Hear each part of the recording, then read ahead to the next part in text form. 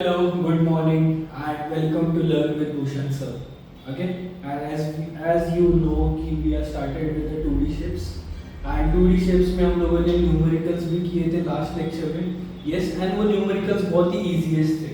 तो आज थोड़ा सा ट्रिकी टाइप न्यूमेरिकल्स कैसे करें वो सोच लेते हैं. ठीक है? The thing is we will be using all the properties again and again for those shapes. Okay? Now the thing is अभी लिखने का पैटर्न जो है ना उसे पहले भूल जाओ. First of all think how to solve the sum. Okay, पहले how to solve the sum. अगर वो सम आ रहा है तो ही आप अच्छे से लिख पाओगे. Yes, now the thing is first of all यहां पे देखो, in this question you will see there is one parallelogram that is ABCD written over here. आपके अच्छे के लिए मैं थोड़ा बाइफर्केशन अच्छे से कर देता हूँ. ये देखो, okay, for each and every question मैंने डिवीजन करके रख दिया. ठीक है, now the thing is first of all ABCD is a parallelogram. आपको पता है ABCD इज अ पैरेललोग्राम है अगर then opposite sides are equal. तो opposite sides are equal, can I write DC and AB are equal to each other? Yes और no? मैं directly some start कर रहा हूं, अभी टाइम पास नहीं, डायरेक्टली स्टार्ट कर देते हैं सम को. ओके, क्यों स्टार्ट कर देते हैं? बिकॉज हम लोग को पैटर्न पहले समझना आना चाहिए कि सोचे कैसे, कौन से वे में सोचे कि how can we solve this sum first of all. ठीक है, उसके बाद हम लोग देखेंगे कि लिखने का पैटर्न कैसा है. कि लिखने का पैटर्न तो आपको पता ही है कि क्या क्या लिखना है एंड रीजंस कहां पे लिखते हैं. द थिंग इज पहले सोचो कि सम कैसे सॉल्व करें. Okay, now the thing is can I write AB and DC are equal? Yes, AB and DC are equal. Okay, क्यों? रीजन क्या है? रीजन क्या है?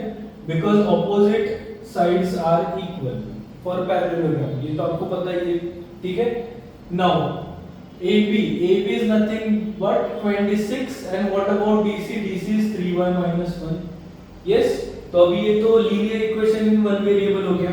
आपको एक चीज समझ में आ रही है कि मैथ्स जो है ना, मैथ्स के कौन से भी कांसेप्ट कहीं पे भी लग सकते हैं. ठीक है, द थिंग इज यहाँ पे अभी देखो linear equation in one variable लग रहा है. तो नाउ जस्ट सॉल्व दिस. -1 अगर मैं यहाँ पे लेके आऊं तो क्या हो जाएगा? 26 plus 1 is equals to 3y. Now what about 26 plus 1? It is 27 is equals to 3y. Okay, ये 3 यहाँ पे चला गया तो क्या बन जाएगा? 27 upon 3 which is nothing but 9. y की वैल्यू मिल गई. yes, y की वैल्यू मिल गई. तो can I say that DC is 26 again? yes, यहाँ पे y की वैल्यू तो मिल चुकी है. नेक्स्ट यहाँ पे मुझे x की वैल्यू फाइंड आउट करनी है. तो again same thing, AD and BC both are same, right? Both are same. तो can I say AD is equals to BC. Now what about AD? AD is nothing but 3x. What about BC? It is 18. तो x is equals to 18 upon 3 that is 3 6 are 18. x की value मिल चुकी है 3. Okay, now यहाँ पे तो x की value मिल गई, y की वैल्यू तो मिल चुकी है. But the thing is I need to find out. यहाँ पे भी सेम थिंग देखो, x plus y. Okay, and यहाँ पे देखो m प्लस 7. मैं यहाँ पे थोड़ा सा चेंजेस कर लेता हूँ. Okay, this is m plus n. Okay, m plus n कर देता हूँ मैं यहाँ पे. ठीक है, कंफ्यूजन ना हो इसलिए. Now in AC you will see कि AT और TC दो चीजें, and you all already know कि पैरेललोग्राम में diagonals are bisecting each other. तो अगर diagonal bisect कर रहे हैं that means AT and TC will be equal. yes, अभी ये कुछ समझाने की जरूरत नहीं है क्योंकि आपको ऑलरेडी प्रॉपर्टीज पता है. AT and TC both are equal. तो can I say 20 is equals to m plus 7? yes, और m will be equals to 20 minus 7. तो m कितना बन गया? 13. Getting clear? और यही 13 हम लोग अगर यहाँ पे यूज करें तो मुझे n की वैल्यू भी मिल सकती है. कैसे? देखो, पहले dB, first of all just observe dB में अभी मैं वहां पे पॉइंट आउट नहीं करूंगा, आपको समझना होगा. ठीक है, dB में चेक करो, dt and tb is and both are equal. क्यों? Because diagonal bisect each other. So can I say dt is equals to bt? Yes. Now what about dt? dt is 16. What about bt? It is m plus n. Yes. And what about n? m is 13. So 16 will be equals to 13 plus n, and now n will be equals to 16 minus 13, that is 3. देखो n की value भी मिल गई. यहाँ पे question थोड़ा सा गलत था. यहाँ पे लिखो question find x, y, m and n. Okay, find out हो चुके. देखो बहुत ही इजी पैटर्न में था. सिर्फ आप क्या करोगे, यहाँ पे opposite angles are opposite sides are equal in measure. यहाँ पे क्या लिखोगे, diagonals of parallelogram bisect each other, and यहाँ पे भी same diagonals of parallelogram bisect each other. हो गया, इतना ही. ओके, लिखने का पैटर्न भी देखो. लिखने के पैटर्न में आपको तो पता ही है, पहले गिवन चीजें जो भी है वो लिखते हैं, उसके बाद हम लोग सम स्टार्ट कर देते हैं एंड लास्ट में आंसर लिखते हैं. ये तो आपको पता ही है बिकॉज़ लास्ट लेक्चर में ही समझाया मैंने. Okay, now question number 2. Try to solve question number 2. My point of view is, first of all just observe the question and try to answer the question. Try करो, attempt करो. Properties जितने भी आपको पता है वो लगा के देखो. प्रॉपर्टीज लगाने के बाद आपको आंसर आ रहा है कि नहीं आ रहा है देखो. ओके, अगर नहीं आ रहा है दैट मींस आप गलत वाली प्रॉपर्टी यूज कर रहे हो. नाउ द थिंग इज, यहाँ पे देखो diagonals are bisecting each other. मैं अगर डायगोनल बाइसेक्टिंग ईच अदर की जगह ये प्रॉपर्टी यूज करूं कि ऑपोजिट एंगल्स आर इक्वल, तो चलेगा क्या? नहीं ना. It is totally waste. ये प्रॉपर्टी टोटली वेस्ट है इसके लिए. क्यों? क्योंकि यहाँ पे कौन सी प्रॉपर्टी लग रही है, डायगोनल्स बाइसेक्ट ईच अदर. तो ऑपोजिट एंगल्स का कुछ भी संबंध यहाँ पे है क्या? नहीं. तो मैं क्यों यूज करूंगा वो, ये आपके दिमाग में आना चाहिए. Okay, and that will make you easier this topic. अभी यहाँ पे भी लिखो, this is nothing but a square. Okay, consider this as a square. Now MNOP is a square and हम लोग को क्या फाइंड आउट करना है, MQN. तो ये एंगल क्या रहता है स्क्वायर में? प्रॉपर्टी में ही लिखा है क्या रहता है वो angle. It is 90 degree. Very good. तो एंगल MQN इज 90 डिग्री. क्यों? क्योंकि डायगोनल्स आर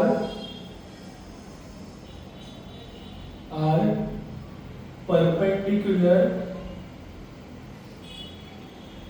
बाइसेक्टर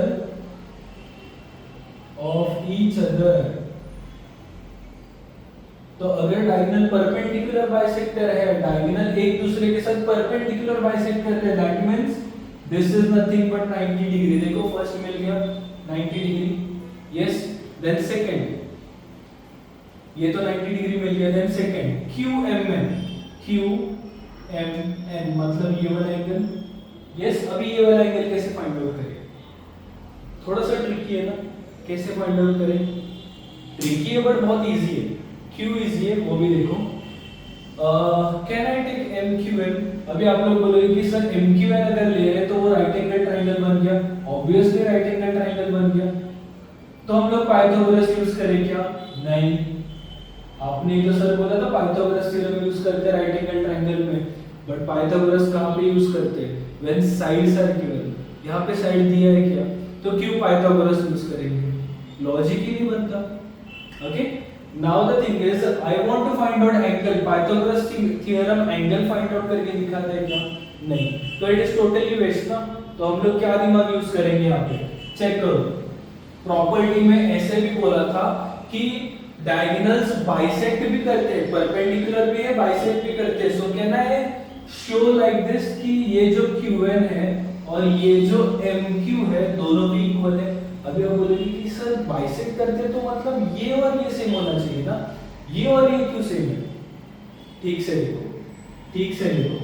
अगर मैं एक स्क्वायर निकालूं, ठीक है, स्क्वायर में एक प्रॉपर्टी थी कि diagonals are equal in length. मतलब ये जो डायगोनल है एंड ये जो डायगोनल है दोनों का लेंथ सेम होगा. इफ दिस इज 10 तो दिस विल बी आल्सो 10. बराबर ना. अगर ये 10 है तो ये भी 10 है. अगर ये 10 है तो ये कितना है 5. ये कितना है 5. अगर ये 10 है तो ये कितना है 5. नाउ चेक करो कि ऑब्वियसली दोनों भी सेम ही आ रहे हैं. यस. तो हम लोग लिखेंगे कैसे. तो इसका लिखने का पैटर्न में लिखा रहा हूं आपको. ठीक से देखो.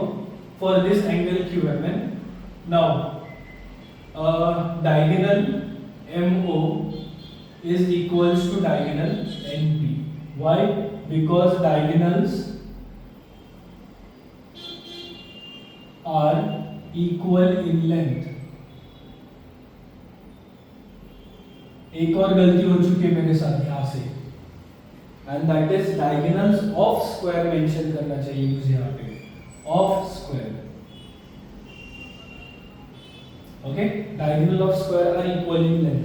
Now if MO is same and NP is same, अगर सपोज मैं इसे हाफ में मल्टीप्लाई करूं, मल्टीप्लाई बाय हाफ,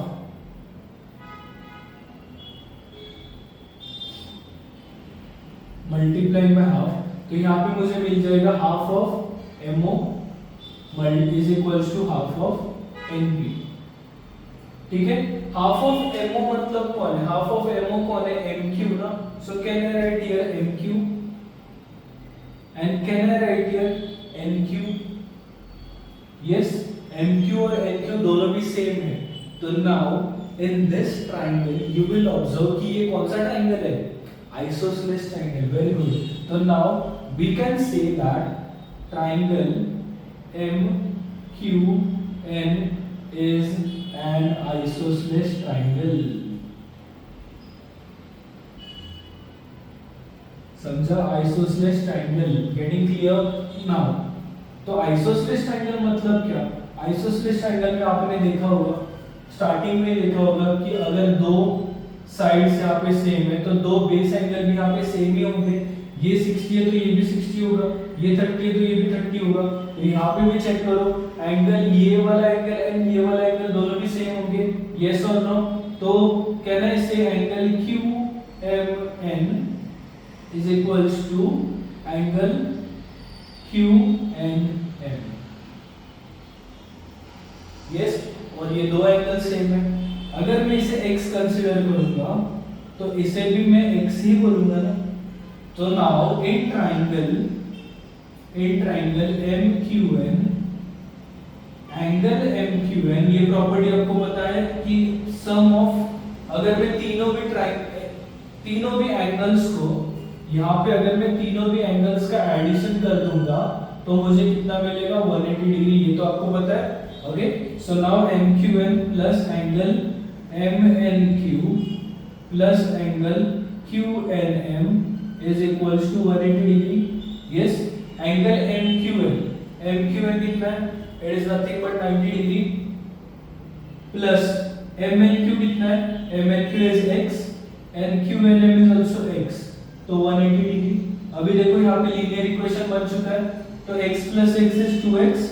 180 minus 90 कितना हो जाएगा 90. Very good. तो x will be 45. That means can I say कि एंगल QMN जो हम लोग को फाइंड आउट करना था ये, it is nothing but 45 degree. हो गया sum solve. Okay. Getting clear. Now moving on towards next question. ये कौन सा क्वेश्चन है, कौन से शेप पे है. It is a trapezium.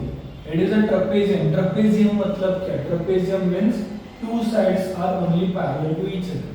और ट्रेपेजियम में मुझे याद है, आई गेस हम लोगों ने तीन टाइप्स भी देखे थे. एक आइसोसेलेस ट्रेपेजियम था कुछ, तो नहीं एक ही टाइप देखा था, isosceles trapezium. Okay. Now in this trapezium मैंने एक और चीज बोली थी कि these two lines are parallel to each other. अगर दो लाइंस पैरेलल है, दो लाइंस अगर पैरेलल है, okay, and this line is a transversal बोलते हैं हम लोग इसे. ओके. ट्रांसवर्सल. तो अगर ये पैरेलल है तो ये जो एडजेसेंट है, पैरेलल ने एडजेसेंट बनाए हुए एंगल्स, पैरेलल ने एडजेसेंट एंगल्स जो बनाए हैं उनका एडिशन इज 180 डिग्री. हमेशा याद रखना ट्रेपेजियम में adjacent angles made by parallel lines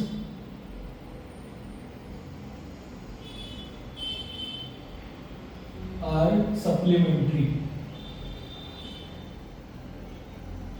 supplementary मतलब क्या? Supplementary means addition is 180 degree. Okay, तो ये दोनों का एडिशन हमेशा 180 डिग्री आएगा। अगर सपोज मैं और आगे ऐसे दो बना दूं तो ये दो एंगल्स का 180 डिग्री एडिशन होगा। Okay, angle made by parallel lines. ठीक है, नाउ यहाँ पे 3x एंड 2x है, तो यहाँ पे सिंपल सा लॉजिक है, 3x और 2x का एडिशन कितना होगा? 180 degree. Very good. 3x + 2x कितना आता है? 5x। 5x is equals to 180 degree and x will be equals to 180 upon 5। तो ये कितना बन जाएगा? 180 upon 5 कितना हो जाएगा? 5 3 = 15, बचा 36। Okay, so x will be equals to 36। Getting clear? बहुत ही इजी सम्स है। ओके, इजी क्यों है? बिकॉज आपको प्रॉपर्टीज पता है। अगर प्रॉपर्टीज ही नहीं पता तो कैसे सॉल्व करोगे तुम लोग? Okay, now next question, we need to find out PQRS। ये तो सबसे इजीएस्ट है, क्योंकि यहाँ पे हम लोग क्या सॉल्व करेंगे? Linear pad. लीनियर पैड तो आपको पता ही होगा। अगर सपोज यहाँ पे फिर से एक बार रिवीजन दे रहा हूँ, लीनियर पैड मतलब फर्स्ट ऑफ ऑल ये जो स्ट्रेट लाइन है, स्ट्रेट लाइन मतलब क्या? 180 degree. Okay, this is 180 degree. अगर सपोज मैं यहाँ पे एक एंगल बना दूं, एंगल मतलब यहाँ पे मैंने एक लाइन बना दी, तो मेरे पास यहाँ पे दो एंगल्स है, this is first and this is second. तो this first and this is second, तो फर्स्ट और सेकंड का एडिशन भी 180 ही होगा ना, क्योंकि ऑलरेडी वो एंगल 180 है, ऑलरेडी वो एंगल 180 है टोटल पूरा। तो 1 और 2 को मैं ऐड करूंगा तो 180 ही मिलेगा ना। Yes, and that is called as linear pair. तो यहाँ पे भी चेक करो, यहाँ पे चेक करो 70 डिग्री है R जो लिखा है ऐसे।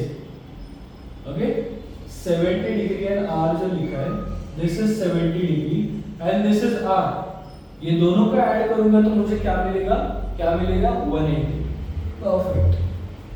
तो 70 plus R is equals to 180 degree. तो मुझे R कितना मिला? 110 डिग्री।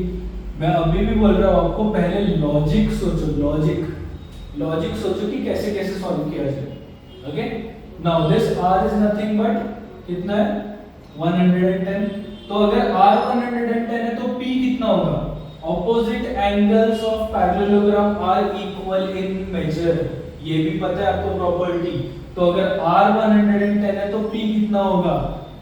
P कितना होगा? 110।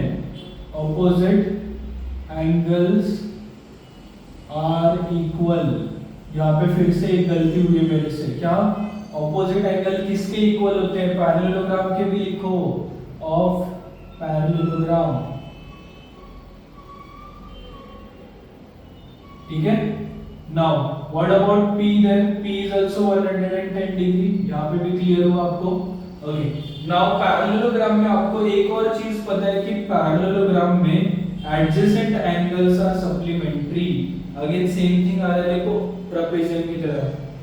यस, तो P और S का एडिशन कितना होगा? P और S का एडिशन कितना होगा? यस, P और S का addition is 180 degree. Okay, P कितना है? 110 degree plus S is equals to 180 degree. S will be equals to 180 minus 110। S is nothing but 70 degree. यहाँ तक क्लियर है? यहाँ तक क्लियर है? तो S अगर मुझे 70 मिला तो ये Q कितना बन जाएगा? 70 डिग्री। Very good. Q, क्योंकि ऑपोजिट एंगल्स आर इक्वल। यहाँ पे देखो, यहाँ पे R कितना मिला था मुझे? 110। यहाँ पे P कितना मिला मुझे? 110। Q, क्योंकि opposite angles are equal in length. Okay, यहाँ पे Q S कितना मिला मुझे? पहले तो 70 डिग्री, तो Q कितना मिलना चाहिए? 70 डिग्री। Q क्योंकि opposite angles are equal in length, sorry equal in measure. Length अलग है, एंगल अलग है, तो equal in measure. Okay, getting clear? बहुत ही इजी सम्स है, सिर्फ आपको दिमाग लगाना है, प्रॉपर्टीज को हाथ में लेके आपको सॉल्व करना है। ठीक है, now let us go to the last question.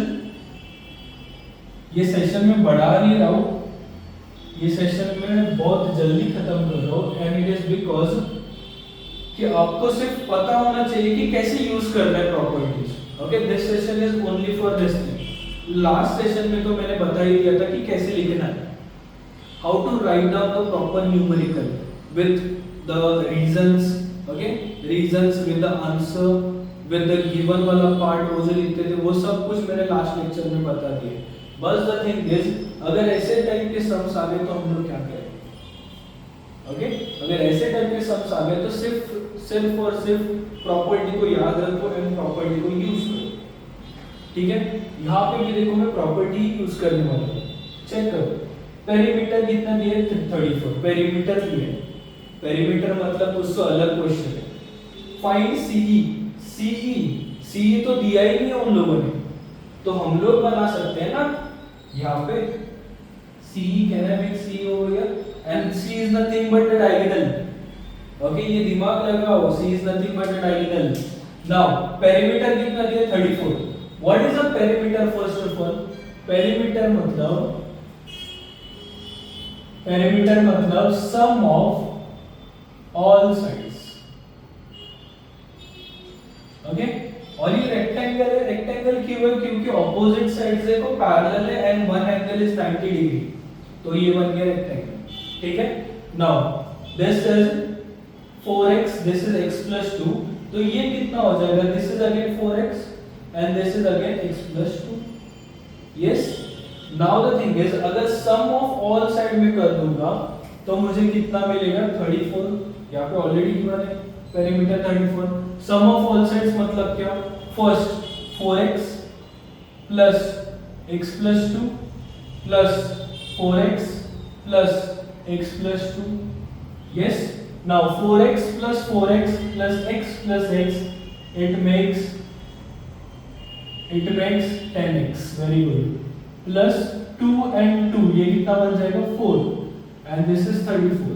4 अगर यहाँ पे आ गया तो क्या बन जाएगा? 34 minus 4, it is 10x, तो 34 minus 4 is 30, very good, and x is nothing but 3। अभी मैं ये बोलूंगा नहीं कि x तरीके से आ गई, ये आपको पता होना चाहिए।